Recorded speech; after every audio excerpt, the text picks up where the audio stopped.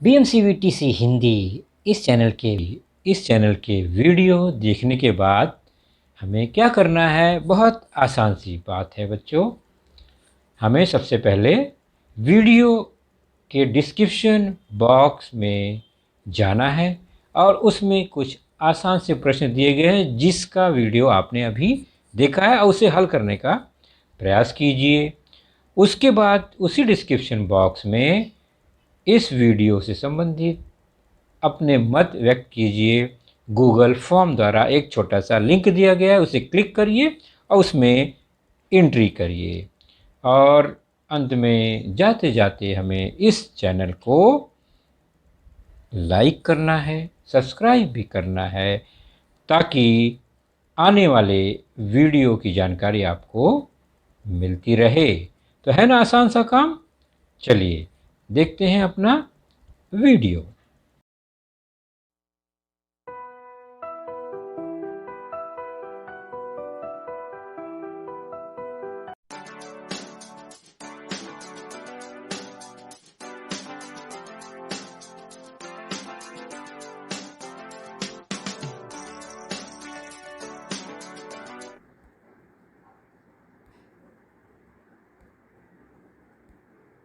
तो बच्चों, आप देख रहे हैं आज के लेसन, आज के विषय का नाम आपके स्क्रीन पर आया है। आज की कक्षा है 8वीं, विषय सामान्य विज्ञान। और हमारा आज का जो पाठ है वह है आपके पाठ्य पुस्तक से पाठ 5वां, परमाणु का अंतर्भाग अर्थात इनसाइड द एटम। तो परमाणु के अंतर्भाग पर हमारी आज पहली चर्चा होगी और उसके अंतर्गत हमारा आज का जो घटक होगा वह होगा एटॉमिक थ्योरी और थोड़ा बहुत हम एटॉमिक स्ट्रक्चर पर चर्चा करेंगे साथ ही साथ। तो हमारा मुख्य घटक है आज का परमाणु सिद्धांत अर्थात परमाणु का थोड़ा सा आधुनिक इतिहास हम जानेंगे। मैं हूं आपका वर्चुअल मार्गदर्शक अजय कुमार मौर्य, VTC दादर से। तो परमाणु पर चर्चा, परमाणु के सिद्धांत पर चर्चा से पहले कुछ बातें बच्चों आप ध्यान से जानिए और समझिए। आपको बहुत ही ज़्यादा आश्चर्य होगा ये सब बातें जानकर। आपके लेफ्ट में बच्चों एक डार्क स्क्रीन दिखाई दे रहा है जो कि खुले आकाश का है। आकाश निरीक्षण अगर आपने किया है तो निश्चित है आपको आकाश में एक तेज चमकता हुआ तारा नज़र आता है जो कि सूर्य है। और इस सूर्य का अपना एक परिवार है, सौर परिवार, सौर मंडल, जिसमें कुछ ग्रह उपग्रह उसका चक्कर लगाते रहती हैं। कई पिंड उसके चक्कर लगाते हैं, जैसे कि हमारी पृथ्वी भी एक ग्रह है और सूर्य का चक्कर लगाती है।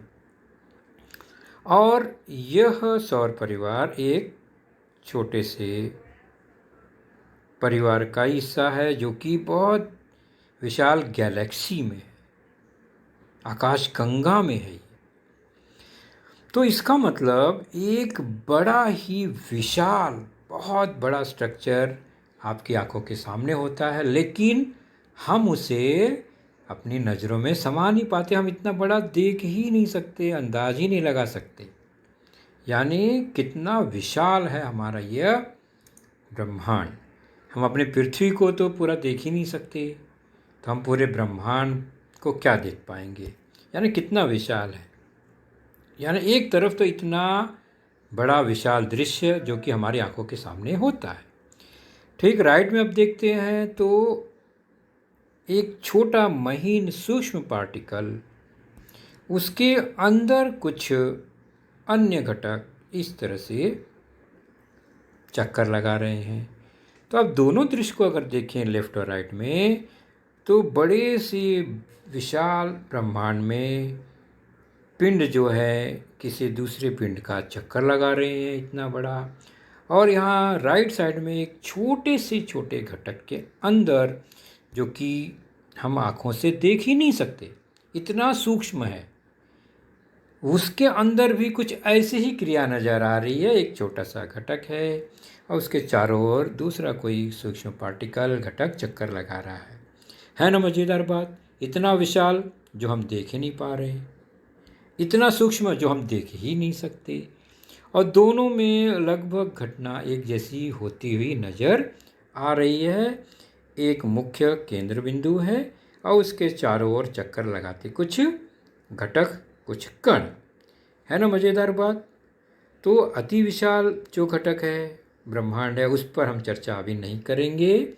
हम चर्चा करेंगे अति सूक्ष्म घटक का, जो कि हमारे आसपास इर्द गिर्द होता है।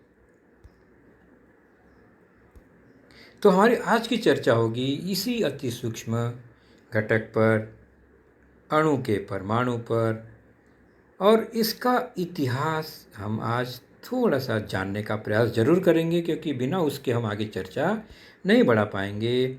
और इस इतिहास को बनाने में कुछ आधुनिक वैज्ञानिकों का बहुत बड़ा योगदान है, जिनमें डाल्टन, थॉमसन और रुदरफोर्ड का नाम आता है। और इसके बाद जो आधुनिक वर्तमान सिद्धांत है बोर का, उस पर चर्चा हम बाद में करेंगे। तो पिछली कक्षा में हमने सबसे पहले ये जाना कि हमारे आसपास बहुत सारी वस्तुएं हैं और वो वस्तुएं सब कई अलग अलग पदार्थों से बनती हैं। तो हर वस्तु किसी न किसी पदार्थ से बनी होती है। जैसे कार लोहे से बनी है, पुस्तक कागज़ से बनी है, कुर्सी लकड़ी से बनी है, मोबाइल प्लास्टिक और अन्य घटकों से बना है, तो जूते चमड़े से बने हुए हैं। तो हम ये बहुत सारी वस्तुएं आपस में आसपास देखते हैं। तो ये जो वस्तुएं हैं पदार्थ से बनी, तो पदार्थ है क्या? तो पदार्थ वह घटक है जिसका कुछ न कुछ आकार है, वजन है, और वो थोड़ा जगह घेरती है, बहुत सूक्ष्म है, वह पदार्थ होता है सामान्य तौर पर। अब पदार्थ का द्रव्य से क्या संबंध है? तो जिसे हम सामान्य भाषा में पदार्थ कह देते हैं। रसायन विज्ञान और भौतिक विज्ञान में द्रव्य, मैटर, उसे कहा जाता है जो स्थान घेरता है और उसका द्रव्यमान होता है। पदार्थ के लिए भी हम कहते हैं कि उसका द्रव्यमान होता है, स्थान घेरता है, और द्रव्य के लिए भी यही कहा जाता है। इसका मतलब दोनों द्रव्य और पदार्थ हम समानार्थी के रूप में प्रयोग करते हैं। रसायन विज्ञान, भौतिक विज्ञान में जब सूक्ष्म कण पदार्थों की बात आएगी तो उसे हम द्रव्य नाम देते हैं। तो पदार्थ को ही हम सामान्य तौर पर द्रव्य कहेंगे विज्ञान में।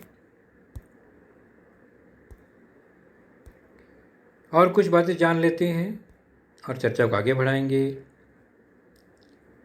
तो प्रकृति में बहुत सारे पदार्थ पाए जाते हैं। कुछ पदार्थ शुद्ध अवस्था में होते हैं, अर्थात उसका जो सूक्ष्म कण है, जो कि अणु है, वह एक ही प्रकार का होता है, यानी उसमें एक ही प्रकार के अणु होते हैं। जैसे सोना, लोहा, पानी, हीरा, तांबा, नमक, इन सब में एक ही प्रकार के अणु होते हैं। पानी में भी पानी का अणु एक ही अणु है, उसके अंदर दो अलग अलग परमाणु होते हैं, लेकिन अणु एक ही होता है। नमक भी नमक तभी रहेगा जब उसमें सोडियम और क्लोरीन के परमाणु बनकर एक अणु बनाते हैं, यानी सिंगल अणु जब होगा तब वह नमक होगा, वरना वह दो अलग अलग परमाणु बन जाएगा और अपनी जो अवस्था है, अपना जो गुणधर्म है, वह खो देगा। तो ऐसे भी घटक हैं जो दो अलग अलग द्रव्यों से मिलकर बने हैं, उन्हें मिश्रण कहते हैं, और वो अलग किए जा सकते हैं अपने अपने गुणधर्म के साथ। जैसे हवा में कई घटक हैं, मिट्टी में कई घटक हैं, भेल खाते हैं उसमें कई घटक हैं। ये मिश्रण है, इनमें से हर घटकों को हम आसानी से अलग भी कर सकते हैं। जबकि जो शुद्ध अवस्था में घटक है वह उसके कण को अलग नहीं किया जा सकता, स्वतंत्र नहीं किया जा सकता। तो द्रव्य या पदार्थ के प्रकार जानते हैं तो वह 3 प्रकार का होता है सामान्य तौर पर। एक है तत्व, जिसमें एक अणु एक ही प्रकार के परमाणु से बना होता है। आकृति द्वारा समझेंगे। यौगिक, जिसमें 2 तत्व होते हैं, यानी 2 विविध प्रकार के अणुओं से मिलकर यह यौगिक बनता है। विविध प्रकार के परमाणुओं से मिलकर यह यौगिक बनता है। जैसे यह एक तत्व और यह दूसरा तत्व, ये दोनों जुड़ गए तो यौगिक का एक अणु बनता है। तत्व में क्या है? एक ही प्रकार का घटक है। यौगिक में 2 प्रकार के तत्व हैं। मिश्रण में 2 या 2 से अधिक यौगिक अथवा तत्व मिलकर बनते हैं।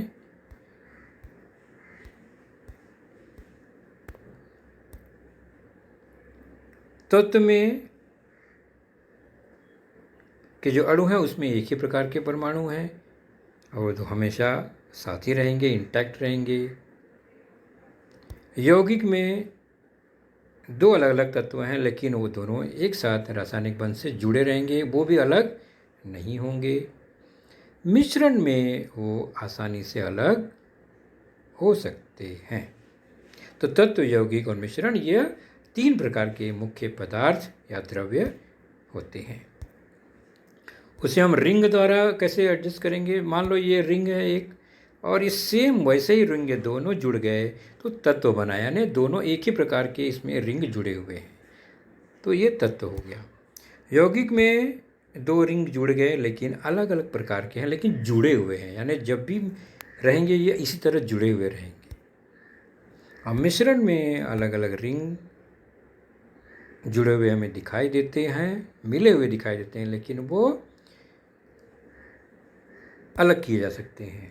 तो तत्व के रिंग हमेशा साथ रहेंगे, यौगिक के रिंग भी हमेशा साथ ही रहेंगे, लेकिन 2 अलग अलग तत्व हैं उसमें, और मिश्रण में वो आसानी से अलग किए जा सकते हैं।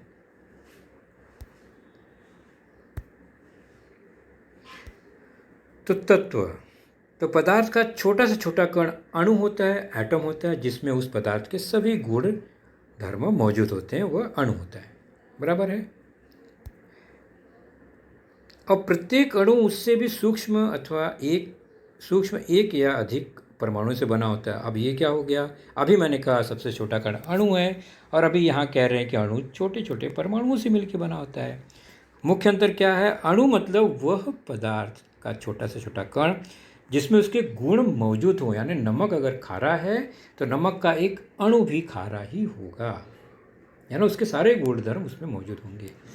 लेकिन जब अणु को और छोटे पार्टिकल में करेंगे, यानी परमाणुओं में उसको विभाजित कर देंगे, तो वह अणु नमक नहीं रह जाएगा। नमक के उदाहरण की बात कर रहा हूँ मैं। वह अलग अलग हो जाएगा। सोडियम अलग, क्लोरीन अलग हो जाएगा। सोडियम का गुणधर्म अलग, क्लोरीन का गुणधर्म अलग हो जाएगा। ठीक उसी प्रकार पानी में भी है। पानी हाइड्रोजन और ऑक्सीजन से बना है। जब उसको अणु रहेगा तो वह पानी रहेगा।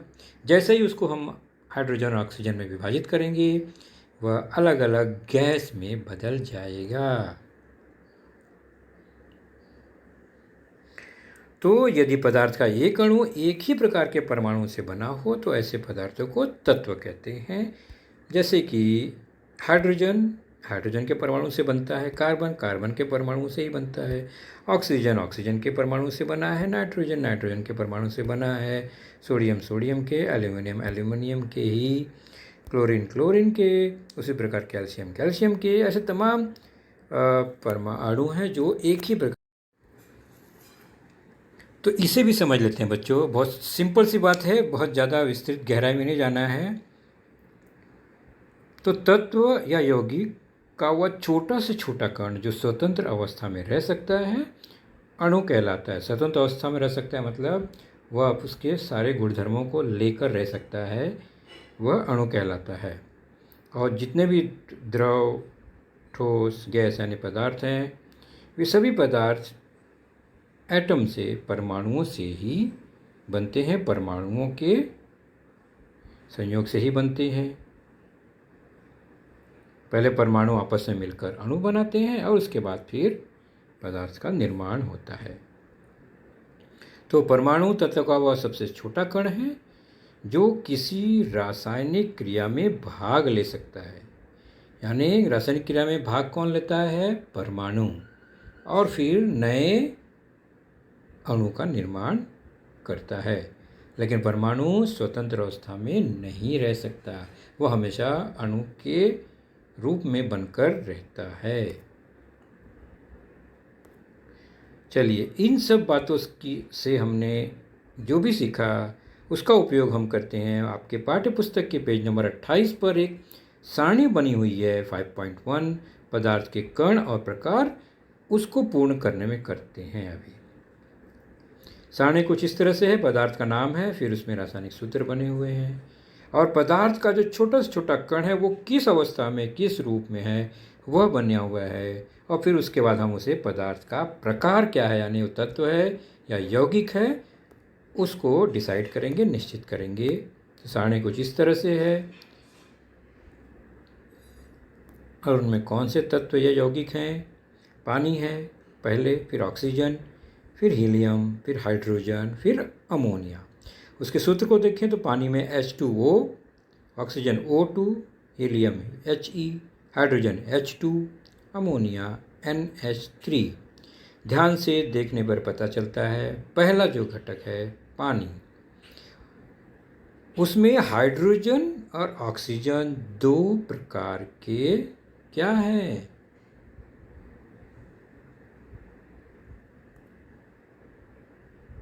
तो हाइड्रोजन ऑक्सीजन रासायनिक संयोग के साथ मिलकर एक अणु बनाए, बराबर है यह। और अनेक प्रकार के परमाणु हैं इसमें, यानी हाइड्रोजन और ऑक्सीजन दो प्रकार के परमाणु हैं, इसलिए हमने ये दो कॉलम को टिक किया। चूंकि यह दो प्रकार के परमाणु से बने हैं इसलिए यह तत्व नहीं होगा। तत्व एक प्रकार के परमाणु से ही बनता है, तो यह है यौगिक। क्लियर हो गया कैसे हमने टिक किया? दूसरा उदाहरण ऑक्सीजन देखते हैं। O2, ऑक्सीजन दो ऑक्सीजन के ही परमाणु से बना है, तो ऑक्सीजन की ओर चलते हैं। तो यह दो परमाणु से बना है, इसका मतलब यह एक अणु है। लेकिन अलग अलग प्रकार के परमाणु नहीं हैं, इसलिए ये अणु के परमाणु एक ही प्रकार के हैं, उसमें टिक किया हमने, दोनों ऑक्सीजन ही हैं। और चूंकि एक ही प्रकार का इसमें परमाणु है इसलिए ये यौगिक नहीं है, ये तत्व है। चलिए, तीसरा हीलियम।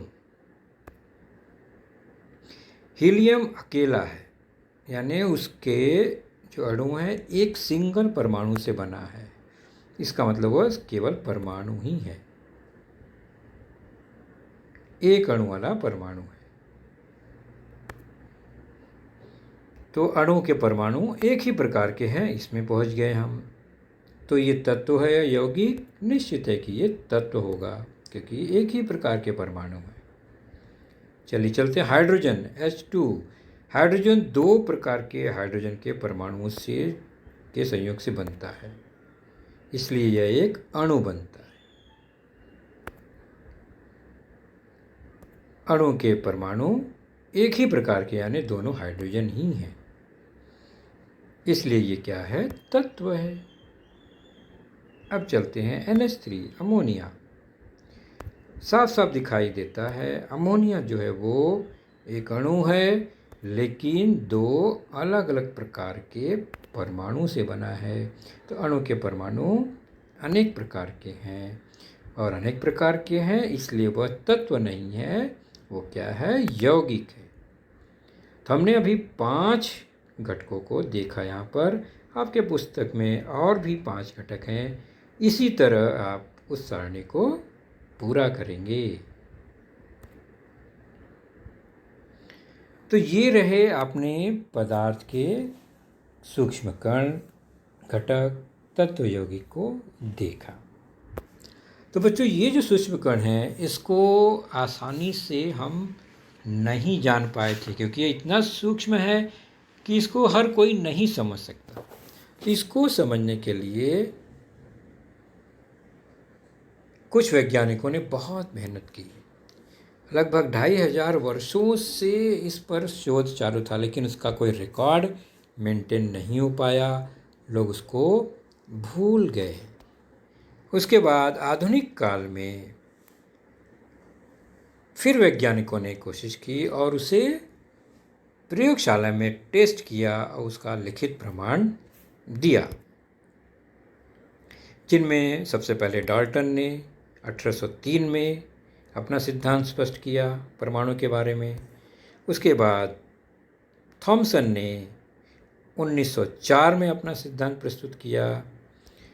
उसके बाद रुदरफोर्ड ने अपना सिद्धांत 1911 में, और फिर बोर ने आधुनिक सिद्धांत 1913 में प्रस्तुत किया। यानी ये लगभग 200 साल के आसपास, 215-16 या 220 साल पुराना इतिहास हमारे पास उपलब्ध है। और सबसे आधुनिक 1913, मतलब केवल लगभग 100-105-10 साल ही पुराना है। उसके पहले हम परमाणु के बारे में विस्तृत जानकारी नहीं हासिल कर पाए थे स्पष्ट रूप से। सबसे पहले जॉन डाल्टन ने 6 सितंबर, जो कि कार्यकाल है उनका 1766 से 1844 तक, अंग्रेज वैज्ञानिक थे। इन्होंने पदार्थ की संरचना संबंधी सिद्धांत का प्रतिपादन शुरू किया, जिसे डाल्टन के परमाणु सिद्धांत के नाम से जाना जाता है, और यह 1803 में उन्होंने प्रचलित किया। हम बहुत ज़्यादा गहराई से नहीं जाएंगे बच्चों। उन्होंने क्या बताया कि सभी द्रव्य, चाहे तत्व, यौगिक मिश्रण हो, सूक्ष्म कणों से बने होते हैं, जिन्हें परमाणु कहते हैं। और परमाणु अविभाज्य तथा अविनाशी होते हैं, मतलब उन्हें और ज़्यादा छोटे कणों में नहीं बांट सकते और उनका विनाश असंभव है। एक तत्व के सभी परमाणु समान होते हैं, ये डाल्टन ने बताया। और भिन्न तत्वों के परमाणु भिन्न भिन्न होते हैं, उनका द्रव्यमान भी भिन्न भिन्न होता है, ये डाल्टन ने बता दिया। अर्थात उनके हिसाब से किसी भी तत्व यौगिक का सूक्ष्म कण एक ठोस सघन गोले के समान है।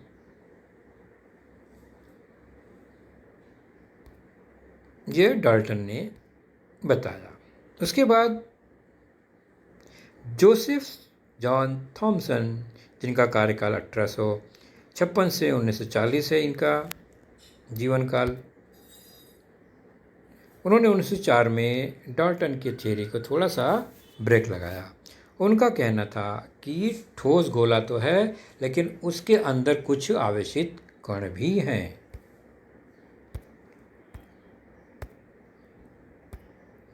और उदासीन इसलिए बने होते हैं क्योंकि ये पूरा गोला धन आवेशित होता है, उसमें ऋण आवेशित कण मौजूद होते हैं। तो यह जॉन थॉमसन ने बताया, जिसे प्लम पुडिंग या तरबूज मॉडल भी कहा गया। कैसे कहा गया, क्यों कहा गया? तो उनके अनुसार यह गोला है धनावेशित, और उसमें ऋणावेशित छोटे छोटे कण हैं। ठीक उसी प्रकार जिस तरह तरबूज का पूरा हिस्सा लाल रंग का वह धनावेशित है, और उसके छोटे छोटे बीज ऋणावेशित इलेक्ट्रॉन हैं। यह इस उदाहरण से उन्होंने इस अपने मॉडल को प्रस्तुत किया।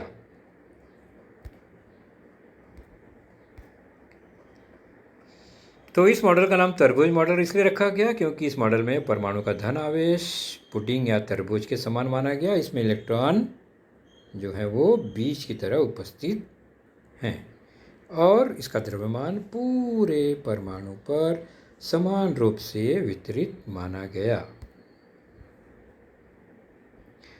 तो इस परमाणु में छोटे छोटे ऋण आवेशित कण भी हैं।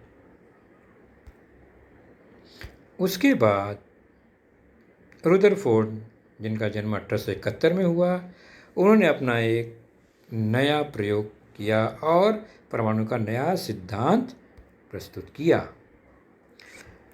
उन्होंने क्या किया, यह प्रयोग आपकी पाठ्यपुस्तक में है, उसका चित्र क्या क्या है पहले देख लेते हैं। उसमें उन्होंने एक स्वर्ण पत्नी लिया सोने की और उस पर अल्फा पार्टिकल एमिट करने वाला एक उपकरण लिया और एक डिटेक्टिंग स्क्रीन को घेर कर उसमें बीच में एक छोटा सा छिद्र रखा गया जिसमें से वो किरणें सोने पर पड़ेंगी। यह रुदरफोर्ड का प्रयोग था। अब डाल्टन और थॉमसन के अनुसार अगर यह ठोस गोला है तो रुदरफोर्ड ने क्या किया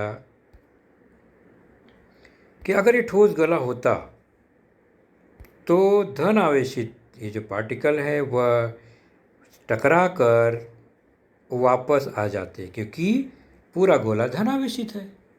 तो धन आवेशित कण को रिफ्लेक्ट कर देते और किनारे के पर्दे पर वो हमें दिखाई देता। ये कब होता, जब थॉमसन के द्वारा बताया गया कि यह परमाणु धन आवेशित है, उसमें ऋण आवेशित कण जगह जगह मौजूद होते हैं। लेकिन ऐसा हुआ नहीं। जब रुदरफोर्ड ने प्रयोग किया तो उन्होंने देखा कि जो किरणें हैं धन आवेशित वह उस परमाणु के पार निकल गई।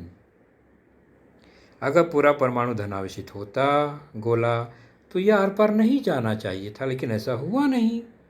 इसका मतलब क्या हुआ कि इस परमाणु में जो पूरा गोला दिखाई दे रहा है वह धनावेशित नहीं है। और बहुत सारे किरणों के बाद उन्होंने देखा कि कुछ एक किरणें टकराकर वापस आई, यानी जो कि बीच से होकर गुजरी वह टकरा के वापस आई और बाकी सब आर पार निकल गई।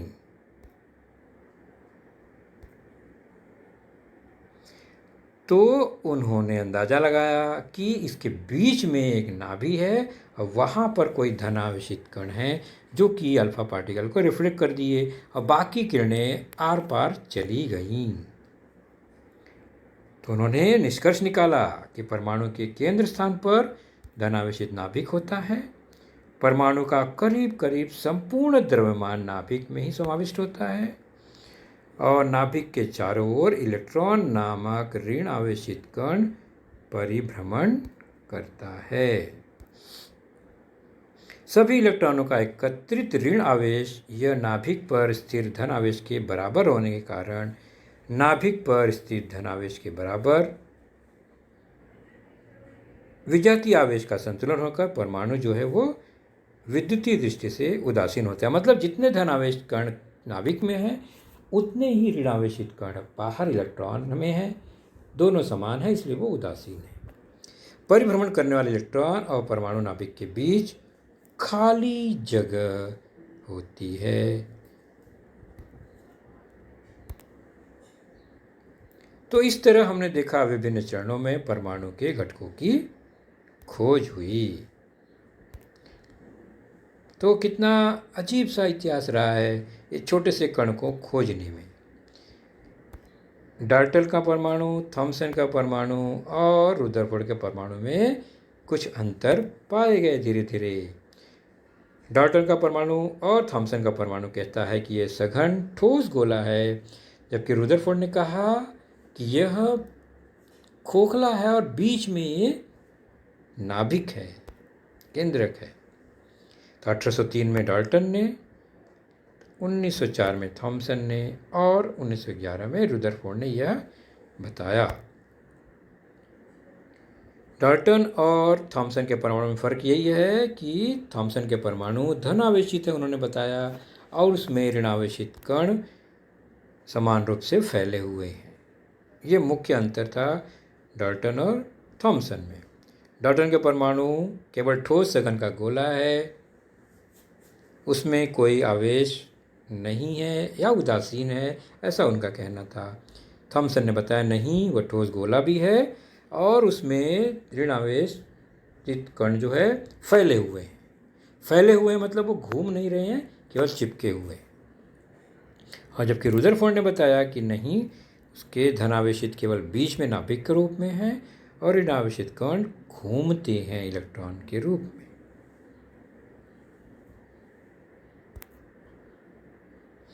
तो अभी तक हमने जो सीखा बच्चों, उसी पर आधारित कुछ प्रश्न हैं। जोड़े मिलाना है, बहुत आसान सा। पहला है नाभिक युक्त परमाणु, दूसरा है केवल ठोस गोला, और तीसरा आवेश युक्त ठोस गोला। ये 3 जानकारियां हैं और तीनों वैज्ञानिक के नाम हैं। आप जो भी जानकारी आपने देखी अभी, उससे इसका जोड़े मिलाइए कि नाभिक युक्त परमाणु किसने स्पष्ट किया, केवल ठोस का गोला ही है, यह किसने बताया, और आवेश युक्त ठोस का गोला है, यह किसने बताया। आप इसका जोड़े मिलाइए और मुझे उम्मीद है आप आसानी से इसे मिला सकते हैं। तो बच्चों, आपने देखा आज का लेसन, उसके प्रमुख मुद्दों को ध्यान से बार बार दोबारा देखकर समझने का प्रयास कीजिए, क्योंकि एक बार देखने पर किसी को भी वो पूरा मुद्दा समझ में नहीं आता। तो जैसे ही हम 2 बार 3 बार देखेंगे तो हमें वह समझ में आने लगेगा। और इसके आगे की जानकारी जो होगी बच्चों, वह निश्चित ही हमारे अगले वीडियो में होगी। तो उस वीडियो को देखने के लिए, उसकी सूचना प्राप्त करने के लिए जो नीचे सब्सक्राइब का बटन होता है उसे ज़रूर प्रेस कीजिए और नोटिफिकेशन ऑन रखिए, ताकि जैसे ही हमारा लेसन चैनल पर डाला जाएगा आपको वह तुरंत प्राप्त होगा। तो अपना ख्याल रखिए, सुरक्षित रहिए। Thank you.